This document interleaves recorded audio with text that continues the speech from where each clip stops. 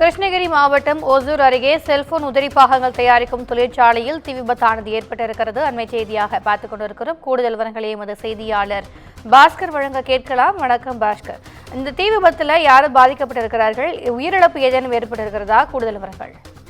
வணக்கம் திவ்யா.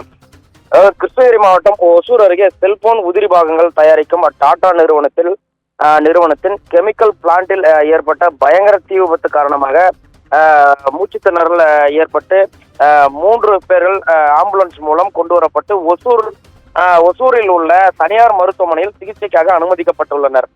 மேலும் தீயினை கட்டுக்குள் கொண்டு வரும் பணியில் தீயணைப்பு துறையினரும் மற்றும் காவல்துறையினரும் ஈடுபட்டு வருகின்றனர் திவ்யா. மேலும் இடிபாடுகளில் சிக்கியுள்ளவர்களை மீட்கும் பணி தொடர்ந்து நடைபெற்று வருகிறது. உயிர் சேதம் ஏதும் ஏற்படவில்லை. அதாவது தொடர்ந்து 3 பேருக்கும் தனியார் மருத்துவமனையில் சிகிச்சை அளிக்கப்பட்டு வருகிறது திவ்யா.